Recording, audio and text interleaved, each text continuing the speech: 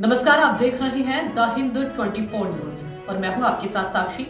आइए नजर डालते हैं आज की बड़ी खबरों की ओर। हुगली जिले के चूचुड़ा थाना अंतर्गत उत्तर सिमला गांव में लगभग 300 साल पुरानी इस परंपरा को आज भी श्रद्धा और विश्वास के साथ निभाया जाता है। मान्यता है कि कभी सरस्वती नदी के किनारे एक महिला को एक पत्थर मिला था। वह पत्थर उठाकर घर लौटते समय एक पेड़ के नीचे विश्राम करते हुए वह महिला सो गयी। सपने में भगवान शिव ने आदेश दिया कि उसी स्थान पर उनकी स्थापना की जाए। यहीं से बाबा जटिलेश्वर की स्थापना होती है। स्थानीय जनों का विश्वास है कि बाबा जटिलेश्वर के दर्शन से जटिल रोग भी ठीक हो जाते हैं और इसी जटिल शब्द से ही बना नाम जटिलेश्वर। एक समय महामारी फैली थी और लोग मंदिर तक नहीं पहुंच पाते थे। तब मान्यता बनी कि अक्षय तृतीया के दिन बाबा रथ पर सवार होकर स्वयं लोगों के पास आते हैं, जिससे सभी दर्शन कर सके और रोग मुक्त हो सके। यह परंपरा आज भी अक्षय तृतीया के दिन निभाई जाती है। 4 दिनों तक गांव में रथ मेला लगता है। सुबह रथ मंदिर से चलकर शिरिष्तला तक जाता है और शाम को बाबा वापस मंदिर लौटते हैं। रथ खींचने की इस परंपरा में गांव के लोग पीढ़ी दर पीढ़ी भाग लेते आ रहे हैं। स्थानीय निवासी अरमितेंदु घोष कहते हैं, पहले मंदिर छोटा था, अब उसका विस्तार हुआ है। चूड़ा शिखर भी बना है। लोगों का विश्वास है, इसलिए हर साल रथ मेला देखने बड़ी भीड़ उमड़ती है। इस वर्ष कार्यक्रम में हुगली सदर की एसडीओ स्मिता सान्याल शुक्ला भी उपस्थित रहीं। उन्होंने कहा, बाबा जटिलेश्वर के प्रति लोगों में गहरा विश्वास और भावनात्मक जुड़ाव है। स्थानीय प्रशासन की ओर से मंदिर के सामने हाई मास्ट लाइट, पेयजल और शौचालय की व्यवस्था की गई है। उत्तर सिमला का यह रथ सिर्फ एक धार्मिक परंपरा नहीं, श्रद्धा, सामाजिक सहयोग और सांस्कृतिक धरोहर का प्रतीक बन गया है। বাবা জটিলেশ্বর মেলা কমিটি বা উন্নয়ন কমিটির পক্ষ থেকে সবাইকে আমরা আনন্দের দিনে একটা শুভেচ্ছা জানাচ্ছি।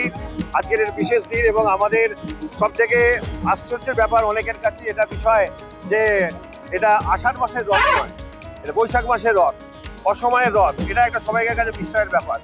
এবং এই যে বাবা জটিলেশ্বর আমাদের সেইভাবে লিখিত কোনো রকম ইতিহাস আমরা পাই না। লোকমুখে শুনতে শুনতে আমি দাদুর কাছে শুনেছি যে এখানে কোনো এক বয়স্ক মহিলা তার শব্দাদেশ পেয়ে সরস্বতী নদী থেকে শিলাটি তিনি পান এবং তিনি বলেন, তুই নিয়ে গিয়ে এটা তোর প্রতিষ্ঠা কর কোথাও।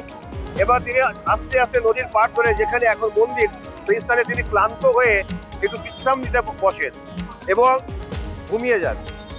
তারপরে তিনি ওখানে স্বপ্ন দেখেন যে আমি আর যাবো না, আমাকে এখানেই প্রতিষ্ঠা কর। এবং তার পরবর্তী সময় সেই শিলাকে সে আর তুলতে পারেনি এবং সেইখানেই সেই মন্দির স্থাপন হয়।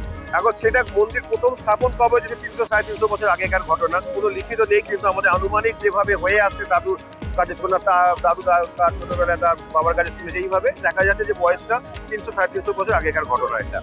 পরবর্তী সময় এখানে হরিচরণ ঘোষ নামে যিনি ছিলেন, তিনি ধনী ব্যক্তি ছিলেন, তিনি মোটামুটি একটা মন্দির স্থাপন করে দিয়েছিলেন।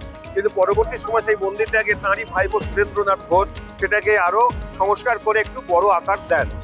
কিন্তু সেই মন্দির কালের করাল গ্রাসে আস্তে আস্তে নষ্ট হতে চলেছিল এবং আমরা তখন তো গ্রামে খুব কম লোক থাকতো, কিন্তু এখন দেখছেন রথের কিরকম যারা রথ টানছে ভক্তবৃন্দের কত সমাগম এবং লোক বসতিও বেড়েছে। আমরা সবাই এগিয়ে এসে মন্দিরকে আবার নবরূপে আমরা সাজাতে শুরু করেছি। সব থেকে একটা আমাদের বিষয় আক্ষেপ ছিল যে আমাদের মন্দিরে মাথায় চূড়া ছিল না, সেটা আমরা করতে পেরেছি বা এখনো চলছে কাজ। সেটা সবই ওই ভক্তজনের আশীর্বাদে।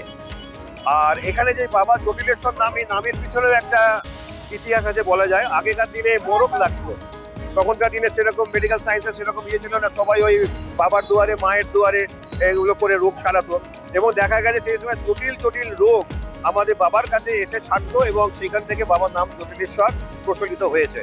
এবং এই যে রথ টান, এবার কোনো সময় এখানে মরক লাগার ফলে ভক্তবৃন্দরা ঠিক করে যে বাবাকে চাক্ষুষ দেয়। ওখানে ভক্তদের এতটাই বিশ্বাস ছিল বাবার উপরে যে বাবাকে ঘুরিয়ে যদি দেখাতে পারা যায় যেখানে কি অবস্থা, তাহলে সেটা একটা বিহিত হয়তো হতে পারে, বাবা বিহিত করবেনই, এরকমই একটা রথযাত্রায় আমরা রথ টানা দেখেছি, কিন্তু পশ্চিমবঙ্গে বোধহয় আমি কোথাও শুনি জটিলেশ্বর রথ বাদে অন্য কোনো সময় রথ টানা হয়, যেটা একমাত্র উত্তর সিমলা বাবা জটিলেশ্বর তলাতেই সম্ভব। মানে এখানে 4 দিন ব্যাপী মেলা বসে, সাংস্কৃতিক অনুষ্ঠান হয়। আপনাদের সকলকে আমন্ত্রণ জানাই। এখন আমি এখানেই থাকি, আমি এখানেরই বাসিন্দা। হ্যাঁ, একদম সকলে আসে। देखते रहिए द हिंद 24 न्यूज।